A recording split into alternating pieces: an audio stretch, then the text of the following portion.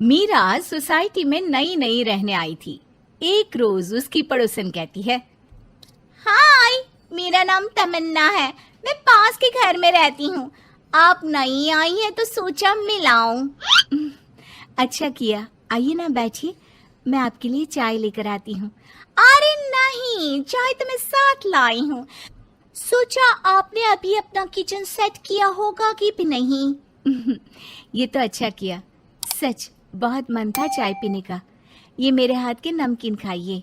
मीरा और तमन्ना में दोस्ती हो जाती है, लेकिन धीरे धीरे पता चलता है कि दोनों हैं एक दूसरे से बिल्कुल अलग।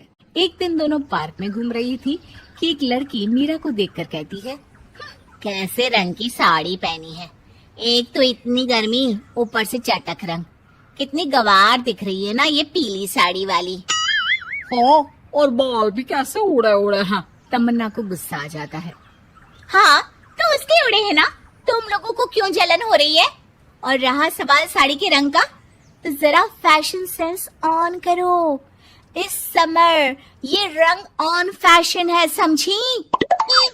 वो दोनों लड़कियां तमन्ना से लड़ने आ जाती हैं कि अरे छोड़ ना, जी रहने दीजिए। हाँ, सही कह रही हैं, खराबी तो है मेरे बाल और साड़ी, आप प्लीज जाइए यहाँ से। अरे क्यों इतना स्वीट बनती है तू सबसे? हर किसी को जवाब दिया करना।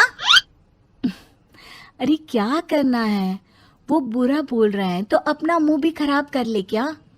ऐसा नहीं होता है, किसी की बुरी बात सुनने का मतलब है कि वो लोग सही बोल रहे थे।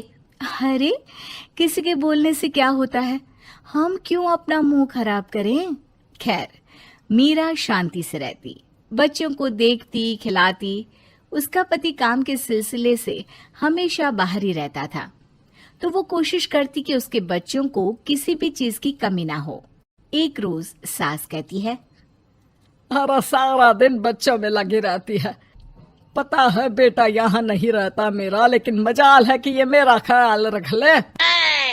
माफ करिए माँ जी, वो मयंक को स्पीच थेरेपी दिलाने ले गई थी, मैं अभी आपकी चाय बना देती हूँ। अरे चाय नहीं चाहिए, चाय पिला पिला कर मार दे तू। तेरे बाप ने बोला था कि शादी के वक्त 2 लाख देने के लिए, अभी तक 1 लाख दिए हैं, बाकी के पैसा कब देगा? बच्चे हो गए लेकिन दहेज पूरा नहीं दिया। माँ जी, वो पैसे उन्होंने मयंक के पापा को बिजनेस लगाने में जो मदद की थी ना, उसमें दे दिए थे। अरे वाह जी वाह, उसमें तो देना ही पड़ेगा ना, वो तो अलग से पैसे थे। तू रोज खाती है पीती है, उसके पैसे कहाँ से आएंगे? और ये तेरे बच्चे। तभी मीरा को गुस्सा आ जाता है।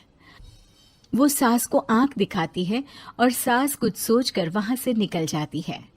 तभी वहां मीरा की दोस्त आ जाती है। क्या कह रही थी? कौन से पैसे ले लिए तेरे पापा ने? मीरा मुस्कुरा देती है। अरे वो पुराने लोग हैं ना, अपने तरीके से सोचते समझते हैं, छोड़ ना। और पता कैसे आना हुआ? अरे तेरा कुछ नहीं हो सकता, मेरी सास होती ना तो ऐसा मुंह तोड़ जवाब देती कि देखती रह जाती। मीरा मुस्कुरा देती है।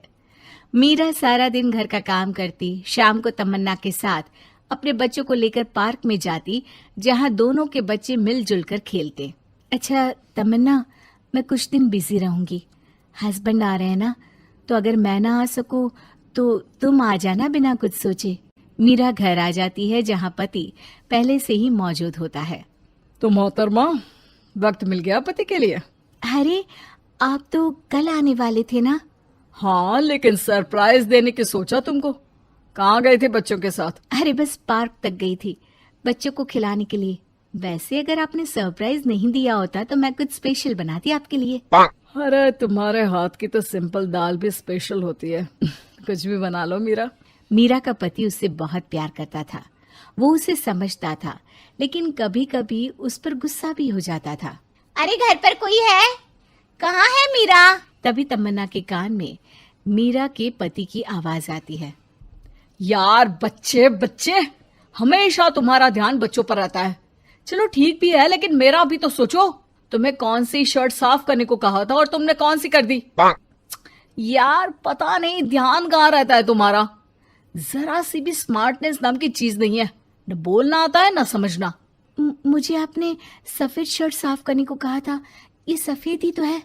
अरे पागल औरत, मुंह से सफेद निकल गया होगा, ये नीली करनी थी। लेकिन तुम खुद की अकल लगाओ तब ना पता चले कि कौन सी करनी है।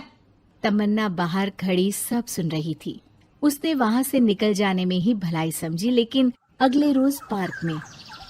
देखो, मुझे गलत मत समझना, मैं ये नहीं कह रही हूँ कि तुम अपने पति से लड़ो या उसका मुंह तोड़ दो, लेकिन अपनी बात रखना तो सीखो।